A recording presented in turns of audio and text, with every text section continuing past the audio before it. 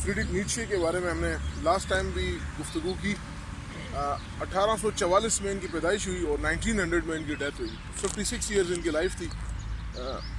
इनकी जो एक्सपर्टीज़ थी, ये बेसिकली एक फाइलॉलॉजिस्ट थे, लैंग्वेज एक्सपर्ट थे, ये म्यूजिशियन थे, एसेस थे, और last but not the least ये एक फ़िलासफ़र थे। बट इनका जो अपना एकेडमिक कैरियर था वो as a student of language शुरू हुआ, और इन्होंने लैंग्वेज के ऊपर ही अपने पेपर लिखे, जिसकी वजह से इनको PhD अवार्ड हुई। और PhD अवार्ड होने के बाद इनको chair of philology Basel university Germany में चेयर मिली फाइलॉलजी की। हमने ये भी पढ़ा था कि इनके जो वालिद मोहतरम थे वो एक प्रीस्ट थे, और जो शाही ख़ानदान था उनके ट्यूटर भी रह चुके थे, उनके मुख्तलिफ जो बच्चे थे उनको पढ़ाते भी थे, तो उनका काफ़ी नाम था उनके ख़ानदान के अंदर। इनकी जो वालदा थी वो भी चर्च से वाबस्ता थी, और इनकी 2 पुफियाँ थीं जिनकी शादी नहीं हुई थी, तो वो भी चर्च से ही वाबस्ता थी और इनके घर में रहते थे। और एक बाकी इनके घर में इनकी एक वालदा थी और इनकी बहन थी, तो इनकी रिहाइश, गुज़र बसर की लाइवलीहुड सब चर्च से वाबस्ता था। तो ऐसे इन्वायरमेंट में ये पैदा हुए। मैंने पहले भी बताया था कि जिस दिन इनकी पैदाइश हुई उस दिन बादशाह की सालगिरह थी, तो लिहाजा इनका जो नाम था फ्रीडरिक विल्हेम, तो ये बादशाह के नाम के ऊपर रखा गया, और आखिर में इनका सेकंड नेम जो है इनको अपना दिया गया नीचे। तो फ्रीडरिक विल्हेम नीचे जो था ना, ये इनका इस नाम तय पाया। फ़लसफ़ियों में इनका जो आप कहें कि मकाम है या इनका जो डिफरेंस है वो इसलिए है कि फ़लसफ़ा आम तौर पे बड़ा ही रूखे अंदाज में लिखा जाता है, जिसको पढ़ना एक अपहिल टास्क होता है।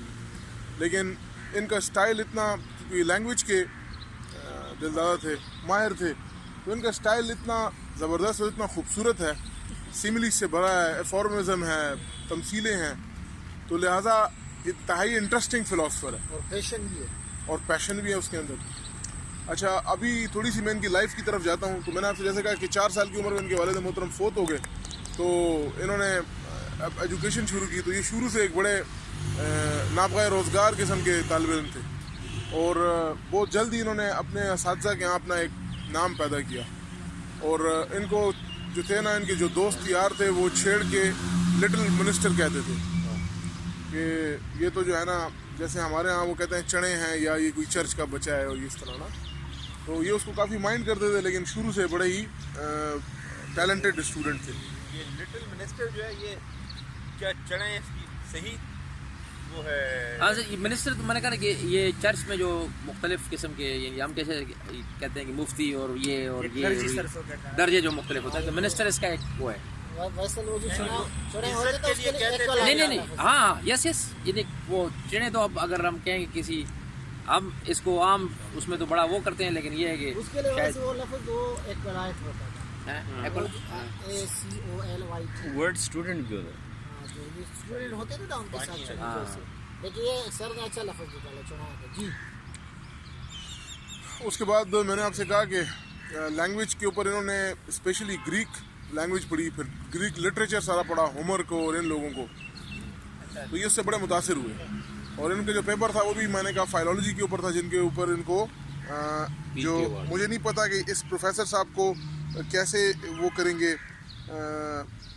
रिटशेल जो थे ना, उन्होंने इनका पेपर जब पढ़ा तो उन्होंने रिकमेंडेशन दी कि this gentleman should be given the chair of philology at university of basal.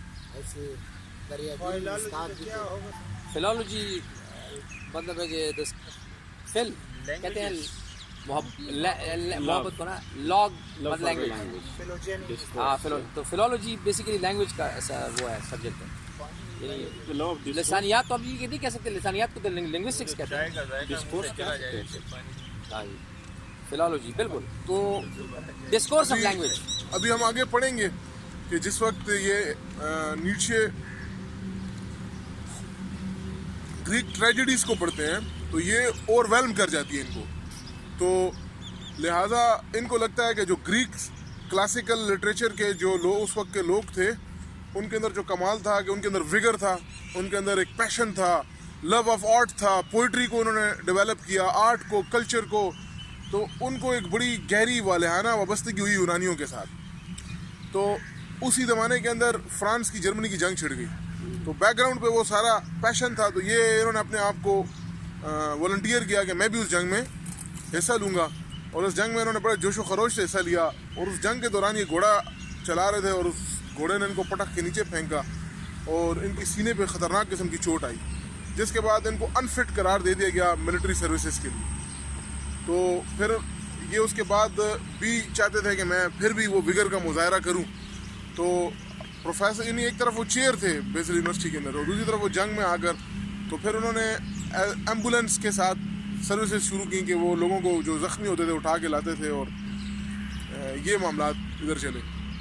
जब वो जंग ख़त्म हो गई तो उसके ऊपर भी बड़े मज़े के कमेंट्स नीचे ने किए। उन्होंने कहा कि आज तो हम जंग जीते हैं क्योंकि इसके अंदर हमारे एबल जनरल्स थे, लेकिन हम बड़ी जो तमदनी जंग है वो हम फ्रांस से नहीं जीते, क्योंकि फ्रांस उस एंशिएंट ग्रीक कल्चर जो बहुत बेहतरीन है उसके ज़्यादा करीब है हमसे, और अगर हमने वो एस्थेटिक्स और वो कल्चर अपने अंदर पैदा ना किया तो हम फ्रांस के सामने सस्टेन नहीं कर पाएंगे। तो उस जंग पे उन्होंने ये एक बड़ी मार्कतुल आरा किस्म का तज्जिया करके ये बताया। जब ये जंग ख़त्म हो गई तो इन्होंने दोबारा यूनिवर्सिटी के अंदर अपनी जो है वो सर्विसेज शुरू की और मुसलसल ये एसेस लिखते रहे। उस ज़माने के अंदर ये शेफनहॉर जो मशहूर फ़लसफ़ी थे, इनकी ज़ोर में आलमोस्ट बस करीब ही इनके दौर है, वो फोत होते हैं और ये आते हैं और इस तरह का मामला, ओवरलैपिंग भी कुछ पीरियड है। तो शेफनहॉर से ये बड़ा ज़बरदस्त मुतासिर होते हैं और जो पेपर्स लिखते हैं तो उसमें अक्सर जो शेफनहॉर का थॉट है द वर्ल्ड एज़ विल, मैं भी इसको थोड़ा आगे वजाहत करूँगा कि वर्ल्ड एज़ विल से क्या मुराद है। तो अब शेफनहॉर का इंतकाल होता है 1860 में और इनकी पैदाइश है 1844 की। तो ये आप देखें 14 साल ओवरलैपिंग में आ रहे हैं, 16 साल। इस तरह आप दोहराएं कौन से कब वो 1844 में नीचे पैदा होते हैं और 1860 में शेफनहॉर फोत होते हैं, तो 16 साल का ओवरलैपिंग पीरियड है इनका आपस में। उसके बाद ये यूनिवर्सिटी वापस जंग के बाद सर्विसेज दोबारा ज्वाइन करते हैं। तो आउटस्टैंडिंग रिसर्च की बुनियाद पर और पेपर्स की बुनियाद पर इनको फुल प्रोफेसर का जो है वो गालिबन कोई 30 साल की उम्र में इनको फुल प्रोफेसर बना दिया जाता है। और लेकिन ये है कि एक क्योंकि इनके थॉट रेडिकल थे तो एक तरफ इन्होंने बड़े लोगों को अट्रैक्ट किया, लेकिन दूसरी तरफ अपने बहुत एनिमीज़ पैदा किए। तो यूनिवर्सिटी में इनका कोई इतना आप कहें कि इज़्ज़त इनकी कोई लोग नहीं करते थे। आमतौर पर फैकल्टी जो थे वो इनको घास नहीं डालती थी और स्टूडेंट के यहाँ भी ये मकबूल नहीं थे। फिर जो है इनका मिजाज ऐसा था कि ये जो दोस्त बनाते थे उनको आइडियलाइज़ करते थे। अब इन्होंने वैगनर जो उनका उस ज़माने का मशहूर तरीन म्यूजिशियन है और क्लासिकल म्यूजिशियंस में उसका एक बड़ा नाम है वागनर, रिचर्ड वागनर। तो अभी भी उसके आप ट्रैक्स देखें, आउटस्टैंडिंग म्यूज़िक कंपोज करता है वागनर। तो वागनर के साथ इनकी बड़ी वालियाना वाबस्तगी हुई, लेकिन उन्होंने वागनर को आइडियलाइज़ किया और वागनर के बारे में कहा कि ये वो बंदा है कि जो पुराने यूनानी ट्रेजेडीज़ को ज़िंदा कर रहा है और ये बंदा हमारे जर्मनी को सही डायरेक्शन पर डाल रहा है। लेकिन कुछ अर्से के बाद जब वागनर ने क्रिश्चियनिटी की तारीफ़ें शुरू कर दी तो ये उससे डिसइल्यूशन्ड हो गए। उन्होंने कहा ये इसने क्या कर दिया, मैंने तो इसको इतना बड़ा बुत बनाया और मैंने इसका इतना बनाया और ये आखिर में आकर एक समंदर था जो नदी में बहने लगा है। तो वागनर से इसी तरह और दोस्तों के हाँ एंटीसेमिटिज्म की बात सर वो मैं बताता हूँ, वो एंटीसेमेटिक नीचे वैसा नहीं है जैसे कि नाजी थे, नहीं वो हरगिज़ वैसा नहीं है। ये कहा था कि वैगनर एंटीसेमिटिक है। वैगनर बेसिकली उसने जो एस्थेटिक क्रिश्चियनिटी थी ना वो उसका वो वाला पहलू जो था मिस्टिक पहलू था उसको ग्लोरीफाई करना शुरू कर दिया। तो फिर नीचे ने कहा कि ये तुम कहाँ ले जा रहे हो, हमें इस चीज़ से तंग आए हम, तो वापस आओ। बहरहाल इनकी आपस में फिर मुकालमा कुछ हुआ और एक बार इन्होंने फिर वागनर से कहा कि बस आप तुम्हारा मेरा कोई आपस में ताल्लुक़ नहीं है, और फिर ये वागनर से नहीं मिले सारी ज़िंदगी। सर ये जो है ये क्या नाम था इसका? Richard Wagner sir. अच्छा अभी थोड़ा सा ये जो अभी उसमें सबसे पहले वैगनर कार आ गई है पाकिस्तान जी। मैं यहाँ पे थोड़ा सा वो करना चाहता हूँ। हाँ कि ये जर्मनी के अंदर ये एंटीसेमिटिज्म पैदा किस तरह हुआ, क्यों आया? सर एक्चुअली जब जूस थे वो जब स्पेन टूटा है और वो पूरे कुछ यूरोप की तरफ ज़्यादातर चले गए और कुछ जो है अफ्रीकन कंट्रीज़ और अरब कंट्रीज़ और तुर्की पे चले गए, तो उस वक़्त इनको ख़ास जगहों पे इनको इजाज़त थी रहने की, ख़ास टाइम के बाद ये बाहर नहीं निकल सकते थे। तो इस तरह के मामला चल रहे थे। तो 1770 में जो है ह्यूज़ ने एक तहरीक शुरू की कि हमें आप जो है शहरियत ये दे दी जाए। तो वो चलते रही। तो यूरोप पहला मुल्क जर्मनी था यूरोप में कि जिसने 1883 में जूस को सिटीजनशिप दे दी। इसने दी? जर्मनी ने पहला मुल्क था यूरोप का कि जिसने इनको सिटीजनशिप दे दी। इनको बाकायदा यूनिवर्सिटीज़ में, कॉलेजेस में पढ़ने, पढ़ाने, कारोबार करने, जिस तरह का एक जर्मन का था। तो सबसे पहले जो जिसने दी तो वो ये थे। तो पूरे यूरोप के अंदर जो है वो जूस के लिए ये चीज़ें नहीं थी, सिर्फ जर्मनी के अंदर। तो जर्मनी के अंदर जो लोग थे तो उनके अंदर आहिस्ता आहिस्ता एंटीसेमिटिज्म पैदा हो गया कि भाई ये बाहर के लोग हैं, आए हुए हैं, पूरे यूरोप में कोई इसको हैसियत दी और हम दे रहे हैं। तो वो होते वो बात जब फर्स्ट वर्ल्ड वॉर पे पहुंची और फर्स्ट वर्ल्ड वॉर जब ख़त्म हुई तो उसके बाद उन्होंने देखा कि हम जर्मन जो इस मुल्क के हैं, बाशिंदे हैं, हम गुरबत के हमारा बुरा हाल चल रहा है और इन जूस पे कोई फ़र्क नहीं पड़ा। ये वही गाड़ियों में घूम रहे हैं, वही बंगलों में रह रहे हैं, वही जो है ऐश कर रहे हैं, जिसको फिर हिटलर ने अपने माइन काफ जो अपनी किताब लिखी उसमें ये सारी वजाहतें की। उसके बाद फिर जो है बड़ी तहरीक उठी और जिसने जर्मनों को इनका बुरा हाल किया और होलोकॉस्ट तक बात चली गई। ये वही सेमेटिक्स हैं, 5 बड़े ग्रुप हैं। हाँ, सीमाइट्स तो यही कहते हैं। हाँ जी, दुनिया की नस्लें जो एक बार जिक्र हुआ था ना यहाँ पे, 3 हो, याफिस, दरावट, आम और सीमाइट्स, साम। निगोलाइट्स, निग्राइट्स और आर्यंस, ये 5 हैं। अच्छा, ये अभी मोहसिन जो बात कर रहा है नीचे के हवाले से, तो यूरोप का जो ज़हन है, दिमाग है, उसको समझने के लिए आप थोड़ा सा उसका तारीखी जायज़ा लें। एक तो रेनेसांस से पहले और एक रेनेसांस के बाद।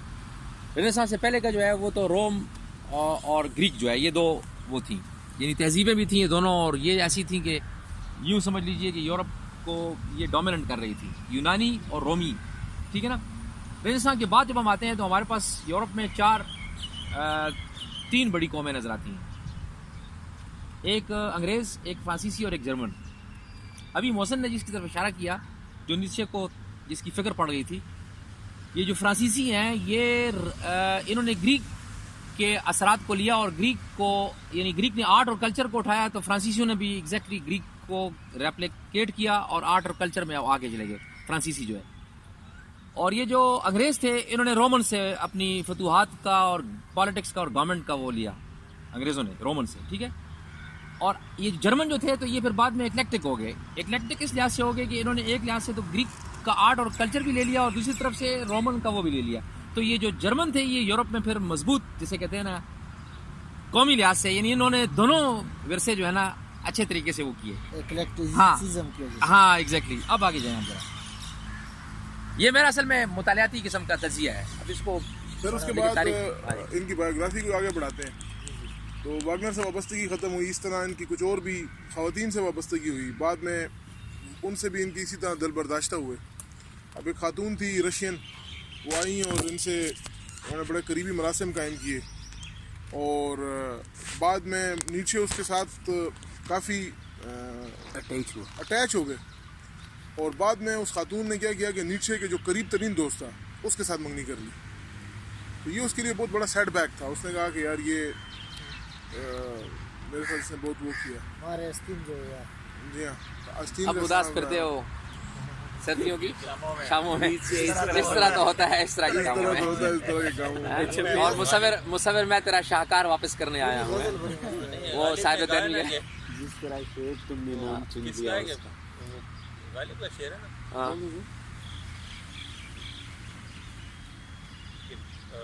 हम हुए क्या वो काफिर वो जिक्र उस परिवश का और फिर बयां अपना बन गया रकीब आखिर जो तराजदा अपना। पता नहीं अब मुझे ये शेर इस तरह शेर तो याद नहीं आ रहा, मुझे याद नहीं है किसका, लेकिन ये लतीफ़े के तौर पे ये शेर याद आता है कि वो उसके हाथ जो है वो पैगाम भेजता था कासिद के आते आते खत एक और लिख वो तो अलग ही कि वो उसके जिसके हाथ पैगाम भेजा करता था तो पता चला कि वो वही जो है अपना रफीक बन गया, रफीक आखिर था जो रास्ता अपना जी जी बन गया, रफीक आखिर था जो रास्ता अपना। तो आगे सर ये उनको एक शौक मिला, फिर उनकी सेहत ठीक नहीं थी और जंग की वजह से उनको एक बार डिप्थेरिया हुआ, डायसेंट्री हुई, वो काफ़ी वीक थे, गिरे थे, उनके सीने पे भी चोट आई थी, तो वो पढ़ाई पे फोकस नहीं करा पाते थे, तो आखिर में उन्होंने रिज़ाइन कर दिया और एक पेंशन पे कनात करके उन्होंने जो है वो अकेले रहने का फ़ैसला किया। उन्होंने कहा बस अब अकेले रह जाए। तो उनकी जो सेहत की ख़राबी थी वो उनको हॉन्ट करी थी, वो उनके पीछे दौड़े जा रही थी। तो ये आहिस्ता आहिस्ता इन्होंने क्या किया कि पहले स्विट्ज़रलैंड में रहते रहे काफ़ी अर्सा, बिल्कुल गोशा नशीनी में, और स्विस नेशनलिटी भी ले ली। फिर इनको वहाँ से भी दिल इनका ना लगा, तो फिर ये चले गए इटली के पहाड़ों के अंदर एल्प्स में, इन्होंने रहाइश इख्तियार कर ली। और वहाँ पर इनको जो था शदीद इश्यूज़ थे साइट के, ये पढ़ नहीं सकते थे, इनकी आंखों पे बड़ा दबाव आता था। तो कहते हैं ये एक तरफ से तो इनको तंग करी थी, लेकिन दूसरी तरफ इससे कमालात वाक़ई हुए। जब इनकी आंखों का मसला था तो ये ज़्यादा टाइम पढ़ नहीं सकते थे, लिख नहीं सकते थे, तो ये सोचते थे और ये कोशिश ऐसे करते थे कि मैं इतना मुख्तसर लिखूं जो मेरा उस आई साइड का जो मैंने थोड़ा टाइम पढ़ना है, लिखना है, तो उसमें मैं जल्द अज जल्द जितना समंदर को कूजे में बंद कर सकूं तो वो बंद करूं। लिहाजा कहा जाता है कि उस बीमारी के ही शाकार हैं जो इनकी कंडेंस तहरीरों में हमें नज़र आते हैं। और यही वो बीमारी का दौर था कि जिस ज़माने के अंदर इन्होंने जो है वो अपनी अजीम तस्पेक ज़रातुस्ता और फिर उन्होंने अपनी ऑटोबायोग्राफी भी खुद लिखी। कोरोना के दिनों से इंशाल्लाह इसके बाद बड़े शाकार निकल आएंगे। तो ये इस तरह था। बाकी आखिर में ये बीमार हुए और इन अपनी जो थी कॉन्शियसनेस में से ये थोड़ा बहाल हुए। फिर उनको जो कॉन्शियसनेस गई तो ये बड़े डोसाइल किस्म के थे, खामोश हो गए, बिल्कुल चुप हो गए, कुछ भी नहीं बोलते थे, किसी को कोई तकलीफ़ नहीं देते थे, लेकिन सैनिटी इनकी ख़त्म हो गई। और वो आखिरी ज़िंदगी इनकी माँ इनका ख्याल रखती रही।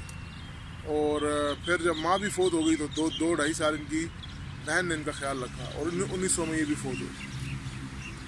तो ये इनकी ज़िंदगी का इस तरह इख्तिताम होता है। नीचे के 1900 में सर लोग जो हिटलर को नीचे को आपस में एफिलिएट करते हैं वो इनकी बहन की वजह से करते हैं। इनकी जो बहन एलिज़ाबेथ थी वो काफ़ी लंबे अरसे तक बाद में ज़िंदा रही। तो जिस वक्त हिटलर हुकूमत में आया 1932 में, गालिबन 33 में, तो उसने फिर इनके घर में विज़िट किया था। तो वो उसकी तस्वीरें अक्सर शेयर की जाती हैं। तो 12 लोग अपने आप को जोड़ते हैं बड़े लोगों के साथ। तो हिटलर ने भी अपने वो सुपरमैन को कहा कि हम जो नाजी हैं ये सुपरमैन बनाना चाह रहे हैं। तो इस तरह इनके अपने साथ एफिलिएट किया। इनकी मर्द मोमिन है, फिर उनकी ज़रब है, तो ज़ाहिर है कि उसी अच्छा, इनकी जो थॉट है उसको 3 अदवार में तकसीम किया जा सकता है। पहला दौर मैंने आपको जैसे पहले भी थोड़ा सा उसका मैंने टच दिया कि ये यूनानी ट्रेजेडी से बड़े मुतासिर हुए। उन्होंने कहा यूनानी बड़े कमाल के लोग थे और इन्होंने जो पाया है उसके बाद हमने 2000 साल ज़ाया किए। वही चीज़ जो उन्होंने पाई थी थोड़े अरसे में, हमें उसको अडॉप्ट करना चाहिए। और फिर ये कहते हैं कि ये जो प्री सोक्रेटिक यूनानी थे ना, ये कमाल के लोग थे। होमर और एम्पिडोक्लेस और ये पहले के जो लोग थे, एलेक्जेंडर और पाइथागोरस और ये लोग, उसने कहा ये सुकरात और इसके बाद के लोग ये तो बड़े ही ज़्यादा इम्बैलेंस्ड लोग हैं। अब कैसे इम्बैलेंस्ड है वो मैं बताता हूँ। इन्होंने यहाँ 2 यूनानी दियोमालाई कहानियों का जिक्र किया है जिसके अंदर 2 खुदा थे, अपोलो और डायनोसिस। तो ये कहता है कि जो डायनोसिस था ना, वो बेसिकली किस चीज़ का खुदा था जी? वो खुदा था, वो एक इंस्टिंक्ट्स, नईव था, पैशनेट था, लॉलेस था और इस तरह उस म्यूज़िक और आर्ट का खुदा था। और खुदा था। हाँ, और दूसरी तरफ जो दूसरा खुदा था अपोलो जो था ना, वो एक बड़ा रेशनल, काम, ऑर्डर्ड और थॉट्स का वाला खुदा था। तो कहते हैं यूनानियों के अंदर ये दोनों चीज़ें बहुत ही हसीन इम्तजाज था और इनको वो हमेशा बैलेंस में चलाते थे।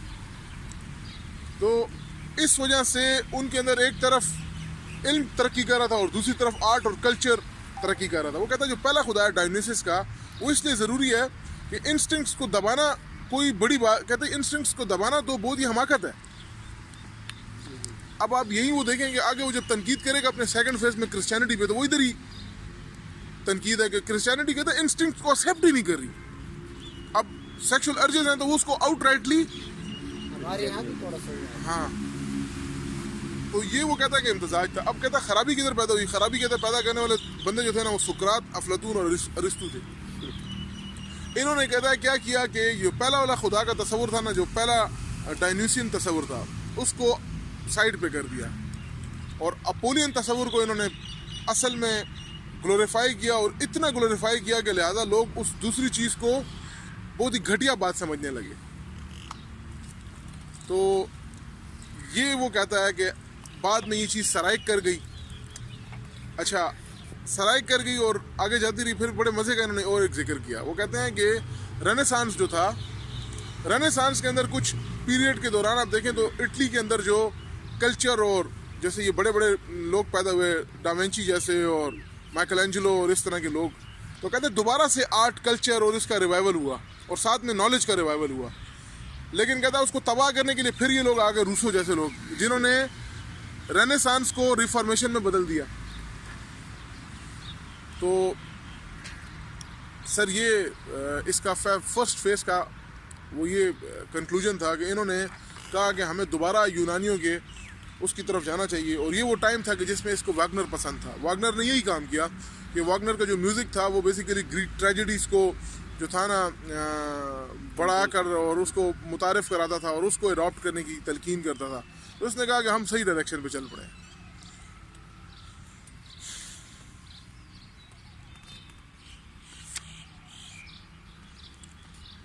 ये अच्छा, इसी तरह वो कहता है कि जो अपोलियन बीइंग थे ना वो रेशनल थे, तो कहता है वो फियरलेस नहीं होते थे, वो हमेशा डरते थे। और दूसरी तरफ जो डायन्यूसियन तस्वुर था वो तो लॉलेस था, वो तो इंस्टिंक्ट का था, वो डरता किधर था। तो कहता है हमने तारीख भी क्या की यूरोप की, वो अपने बारे में कहता है कि हमने तारीख को भी गलत लिखा, हमने वो लिखा जो हमें सूट करती थी, हम फियरलेस नहीं थे। तो अब कहता है हमें जर्मन नेशन के अंदर ऐसी ट्रेड्स पैदा करनी चाहिए कि ये वही डायन्यूसियन ट्रेड्स को भी अडॉप्ट करें और बैलेंस करें इन दोनों को, तो फिर एक अच्छा मुआशरा वजूद में आएगा।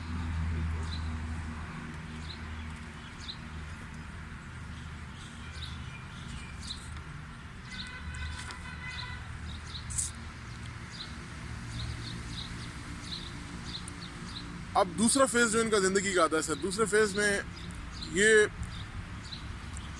डायग्नोसिस की तरफ जाते हैं कि हम जो आसपास यूरोप तबाह है वो क्यों तबाह है। तो वो कहते हैं ये तबाह है क्रिश्चियनिटी क्या, सब इश्यूज इसके हमारे लिए क्रिश्चियनिटी ने बनाए हैं। वो कहता है क्रिश्चियनिटी जो है ये हर वो चीज़ जिसमें पावर हो, बड़ी चीज़ हो, कल्चर हो, आर्ट हो, ये उसको घटियापन साबित करती है। कहता है वजह उसकी ये है कि यहूदी जो थे ना वो खुद गुलाम थे, और इनके यहाँ जब नबी इनका आया वो गुलामों का नबी था तो इनके अंदर सारी गुलामाना बातें। कहता है ये वो लोग थे कि जो खुद कुछ नहीं कर सकते थे और रोमन्स को बुरा कहते थे। कहते ये जलील क्यों हुए कि ये बड़े कमाल का मज़हब को बड़ी तफसील से पढ़ा। हाँ, तो वो कहता है कि ये जलील इसीलिए हुए कि इनके अंदर वो खसूसियतें नहीं थी। अब कहता है जब इन्होंने इक़्तिदार संभाला तो ये चाहते थे सब जलील हो जाए। तो कहता है ये वो जो इज़्ज़तदार लोग थे ना उनको भी जलील करना चाहते थे। तो कहता है इस वजह से क्रिश्चियनिटी ने हमें कुछ नहीं दिया, सब कुछ लिया हमसे। आज की वो जलील के कल तक नहीं पसंद।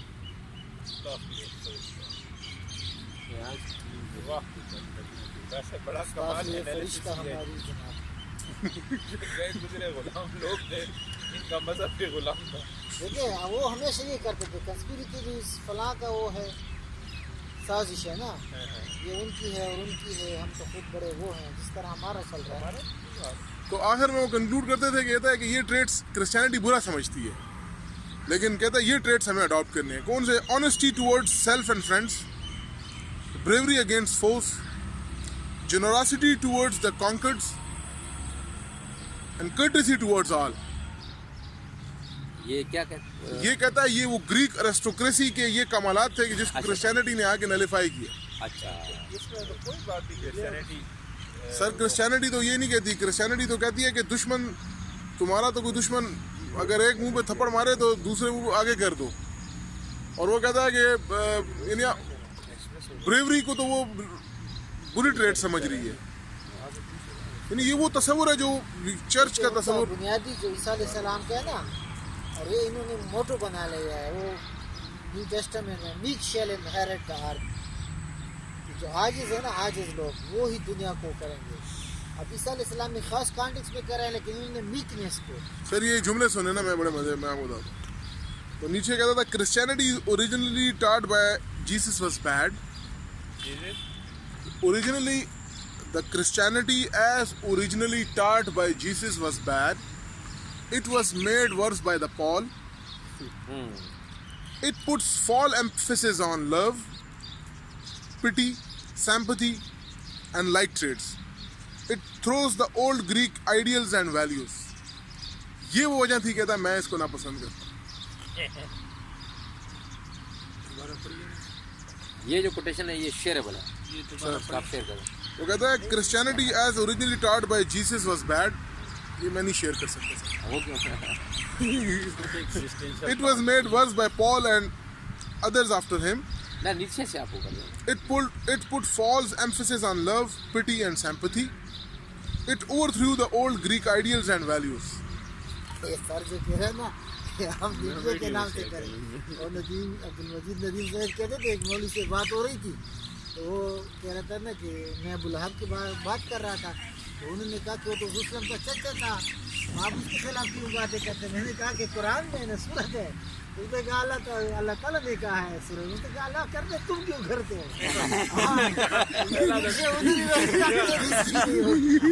वैसे इसमें जो एक जुमला है ना बस वो हमारे उसमें नहीं फिट बैठता। ये जो उसने कहा ना कि it put a false emphasis on love and pity है। पैथी और ऑल, ये जो चीज़ है ना यानी नरमी और सहूलत और ये बुरे ट्रेड्स तो नहीं है। नहीं, उसी को सब कुछ बना लेना वो खतरनाक है। कहते हैं कि क्रिश्चियनिटी में इसको ही सब कुछ और एम्फेसिस करके। अब सुने ना अगला जुमला, सुने ना अगले जुमले में मसला हल करता है। It is thoroughly pernicious for the modern man who should be a free spirit, self-assertive and self-reliant.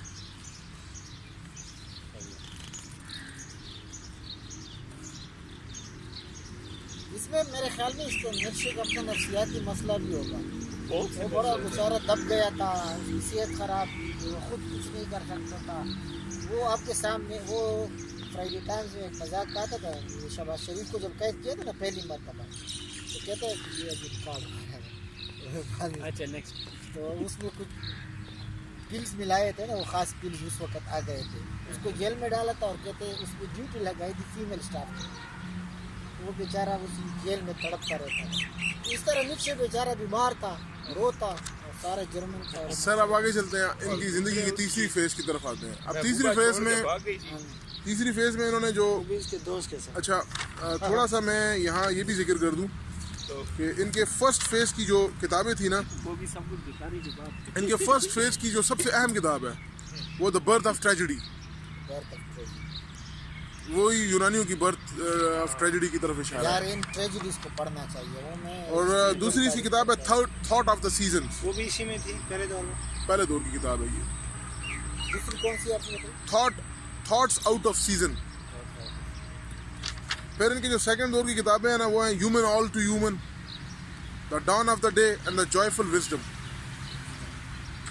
और थर्ड दौर की जो किताब है वो बेसिकली वो तो इनकी मार्गतुल-अला किताब है, थेस्पेक ज़रातुस्ता। Magnum opus? जी हाँ, वो खुद इसको मैग्नम ओपस नहीं कहते, वो द विल टू पावर जो इनकी सबसे आखिरी किताब थी, इनकम्प्लीट रहा थी, वो अपने बारे में कहते थे कि ये मेरी मैग्नम ओपस है। लेकिन अभी जो कमेंटेटर हैं वो यही कहते हैं कि ज़रातुस्ता जो है उसके अंदर पूरा थॉट नीचे का मिल जाता है। और आखिरी दौर में इनकी जो किताब थी the genealogy of the morals beyond good and evil. अच्छा अब ये सारी बातें हो गई, अब आगे चलते हैं जी। तो आखिरी दौर में फिर इन्होंने, मैंने जैसे ना पिछली बार भी जिक्र किया कि तमसीलन सारा जिक्र किया कि किस तरह अपनी किताब ज़रातुस्ता में उन्होंने एक पर्शियन पैगम्बर का तमसील अडॉप्ट की और कहा कि वो पहाड़ पर था और वो नीचे आता है और वो अपनी तालीमात देता है और वो ये सब। तो उसका अगर लुबे लबाब निकाला जाए तो वो कहते हैं दो तरह की मॉरलिटीज़ हैं, एक है स्लेव मॉरलिटी और एक है मास्टर्स मॉरलिटी। और यहाँ पर वो मशहूर जुमले कहते हैं कि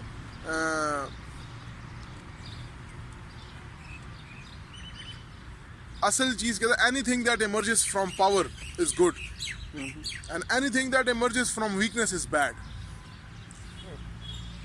तो वो ये कहता है हमारा, अच्छा यहाँ थोड़ा सा तफसील में जाना पड़ेगा। शेफनहॉर जो था वो कहता था वर्ल्ड इज विल। विल क्या चीज़ है? कहता है बर्कले का आपको तस्वुर याद होगा कि बर्कले ने आके मैटर को डिनाई कर दिया था और उसने कहा था कि बेसिकली मैटर कुछ नहीं है, तो मेरे दिमाग में एक थॉट है, अगर मेरे दिमाग में थॉट ना हो तो मैटर तो एग्जिस्ट ही नहीं करता। इसी बात को शेफनहॉर ने आगे बढ़ाया। शेफनहॉर ने कहा कि सब कुछ मेरी विल है, मैं अगर विल छोड़ दूँ, यानी फॉर एग्जांपल मैं चलता हूँ तो ये चलना जो है ये बेसिकली मेरी इंटेंशन के बाद पॉसिबल हुआ है। तो अगर मेरी इंटेंशन ना होती तो मैं चल ही ना पाता। तो दुनिया ये कहता है हर वो चीज़ जो मेरे दिमाग में जनरेट हो रही है वो अल्टीमेटली मेरा विल है, मेरा इरादा है। तो मैं इसको पढ़ते हुए मुझे ये एहसास हुआ कि वो विल जिसको आज हम कॉन्शियसनेस कहते हैं ना, वो भी यही चीज़ है। Will is a kind of consciousness. बाल का तस्वुर खुद ही इसकी एक थोड़ी सी ये हाँ dimension। सर उसको देख सकते हैं। हाँ। लेकिन यहाँ जो वो बात कर, इस बात को नीट्शे ने एज इट इज़ अडॉप्ट किया, लेकिन एक चीज़ ऐड की। वो ये कहता था कि वर्ल्ड एज विल। शेफनहॉर ये कहता था कि दुनिया असल में मेरी विल है। कहता है जानवर के अंदर भी विल है, लिहाजा वो मूवमेंट करता है, कुछ करता है इस तरह। इसी तरह मेरे अंदर भी ये जो मेरी कॉन्शियसनेस है ये असल चीज़ है। नीट्शे ने इसको ऐड करके कहा कि ये बात तो ठीक है जो शेफनहॉर कह रहा है, लेकिन सिर्फ विल नहीं है, विल टू पावर है। तो इंसान कहता है कि इसके अंदर जो इंस्टिंक्ट है वो असल में विल टू पावर की है। और वो मैंने फिर आपको वो जो मैंने यहाँ पे एक पैसेज इकट्ठा किया हुआ है, मैं इसमें वो आपसे शेयर करता हूँ। Not necessity, not desire, no, the love of power is the demon of man. Let them have everything, health, food, a place to live, entertainment. They are and remain unhappy and low-spirited. For the demon waits and will be satisfied. और वो क्या है? वो daemon क्या है? वो daemon जो है वो यही है कि power, the love of power. ये रसल ने भी लिखा है। अच्छा जी, तो ऐसे है उसका। लव ऑफ पावर, ये क्या कहता है कि क्या लव ऑफ कहता है love of power is a demon of man. इंसान के अंदर ये जो शदीद इश्तिया है ताकत अचीव करने की, ये इंसान की कहता है असल शैतान है उसके ये अंदर। छोटे पैमाने पे घरों में भी ज़हन और से दिखाई कहता है ये नहीं, उसको तुम खाना दे दो, शेल्टर दे दो, पीना दे दो, एंटरटेनमेंट सब कुछ दे दो, लेकिन ये वेट करता है जब तक कि ये अपने आप को डोमिनेट ना कर जाए। ये कहता है ये होके रहेगा। देता है। ये शादी को मौके पे होते ना, सब कुछ होगा, सहूलत भी होगी, खाने भी होंगे, लेकिन जब तक उसके हाथ में आपकी बीवी है, माँ है, दो ही ना दो ना खाने के जो है वो ना हो ना मुतबरी, वो फिर वो सेटिस्फाई नहीं हो। सर ये तो मैं अपनी सर्विस के बारे में देखता हूँ ना, मैं उस दिन कैफ साहब से भी डिस्कस कर रहा था कि आप देखें अगर मैं इसकी जगह कहीं पढ़ा रहा होता तो शायद मेरी तनख्वाह से थोड़ी ज़्यादा होती, लेकिन यहाँ क्या है, वो डंडा, वो पावर असर्ट करना अपने आप को, ये बहुत ख़तरनाक मामले हैं। नीट्शे इस जगह पर ठीक है बहरहाल। अच्छा यहाँ पर वो जिक्र करता है मास्टर और स्लेव, और वो स्लेव जो मॉरलिटी है वो क्रिश्चियनिटी को लेता है। क्रिश्चियनिटी के ट्रेड्स हैं कि ओवर एम्फेसिस ऑन लव, और वहाँ बदला लेना बड़ा बुरा समझा जा रहा है, और वो चीज़ें। तो अच्छा ये वो कहता है कि कुछ बड़े लोग पैदा हुए जिनको मैं सुपरमैन मानता हूँ, और वो गोइटे को सबसे ज़्यादा तारीफ नीट्शे अगर किसी की करता है तो गोइटे की करता है, और किसी हद तक वोल्टेयर की करता है। उसमें पैशन भी बहुत है, इंस्टिंक्ट्स भी बहुत है। नहीं तो एक जगह तो मैंने कहा कि वो सुकरात की बात में बड़ी तारीफ करता था। सर मुझे अगर आप बता दें तो मैं उसको देखूँ, पसंद करूँगा। किताब है मैंने पढ़ी। अच्छा ये नीट्शे ने ये नहीं किया कि ये विल टू पावर तो एक्सप्लॉइट भी हो सकता है। अच्छा यहाँ एक सेकंड रुकें।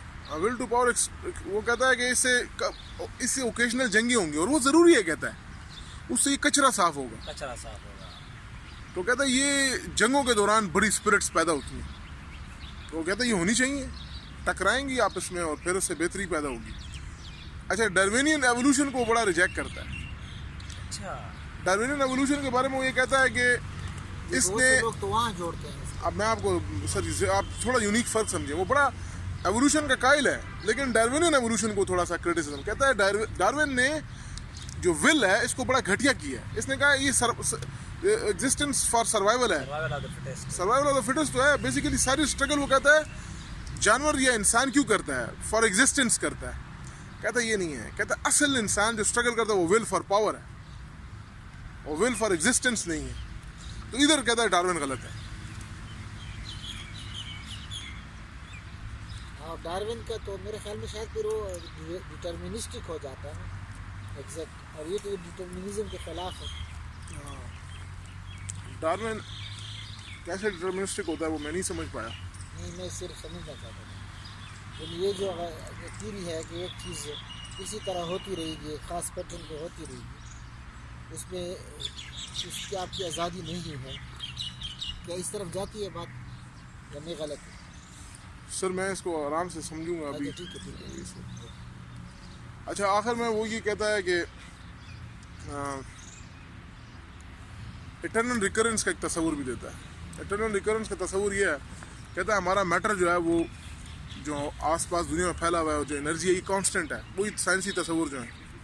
तो लिहाजा अगर ये आपस में जुड़ेंगे तो इन्फिनिटली अगर ये आपस में जुड़ते चले जाएं, अगर ये तीन चीज़ें हैं तो एक के साथ एक जुड़े दूसरे के साथ, तो कुछ नंबर ऑफ कॉम्बिनेशन सामने आएंगी। कौन कौन सी चीज़ें जुड़ेंगी? यानी इस फिनिट यूनिवर्स के अंदर मैटर है, एनर्जी है, तो इनकी आपस में जब इंटरेक्शंस होंगी तो एक फिनिट नंबर ऑफ इंटरेक्शन सामने आएंगी। तो कहता है लिहाजा इटर्नल रिकरेंस होगी। इटर्नल रिकरेंस कहता है जो मास्टर स्लेव वाले लोग होंगे ना, वो चाहेंगे कि हमने ज़िंदगी तो बड़ी दिलेरी से गुजारी है, हम तो लड़े हैं, हम तो आगे गए हैं, तो वो चाहेंगे कि हर एक चीज़ उसको दोबारा फेस करना उनको खुशी देगा। लेकिन कहते हैं जो स्लेव्स हैं ना, इन्होंने सारी ज़िंदगी घटियापन में गुजारी है, तो ये कभी नहीं चाहेंगे कि ये दुनिया दोबारा रिकर करे।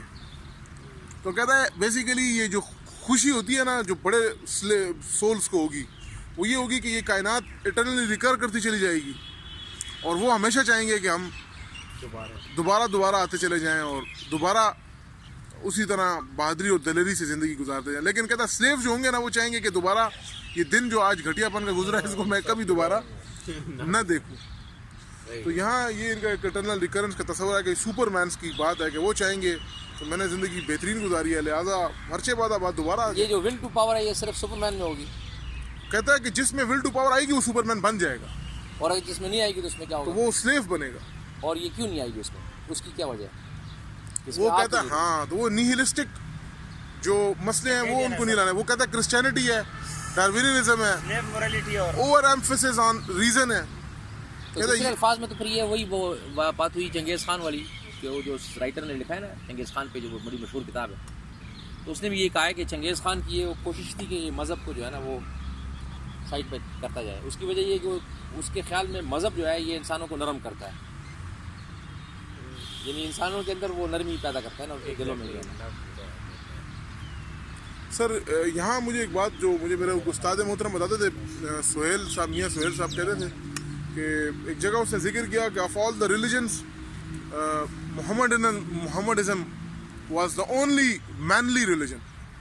और वो उसमें वही जिक्र करता है कि जो इनके मामले थे हजूर के ना, कि वो जब कॉन्कर करते थे तो वो किसी को ये नहीं बहाने नहीं बनाते थे कि इधर ज़राअत है और हमें पैसों की ज़रूरत है, और हमें वो कहते थे हमारा आइडिया सबसे सुपीरियर है and we have divine right to conquer this territory.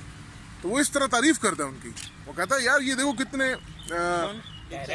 नीचे तारीफ ये करता है। उसकी काजी जावेद ने लिखा है। हाँ अच्छा उर्दू में किताब है नक्शे के बारे में, अच्छा। छोटी किताब है, इसमें उसने ये भी लिखा है। तो वो ये कहता है कि ये तो देखो सुपरमैन वाली ट्रेड है ना, ये नहीं कर रहे कि बस कर भी लिया और फिर हम बैठ कर उसको कहें कि दाखुमा देला करे दे, और मैं कहता है बस उसने कहा है वी हैव थॉट, और हमारा थॉट डोमिनेंट है और हमारा थॉट सुपरमैन बना रहा है, लिहाजा तुम्हारा ये तुम ज़रूर हमारे गुलाम बनोगे। Only Mohammedism is a manly religion, मर्दाना। और यहाँ से नीचे का जी वो फेमिनिस्टिक जो उसकी टसल है वो भी नज़र आती है, जो ख़वातीन को जो है वो इसमें तो कोई शक नहीं है। वो तो कल परसों तारिक जमील साहब की वो वीडियो भी बड़ी वायरल हुई है। दिस इज ऑल अबाउट नीचे। Thank you very much.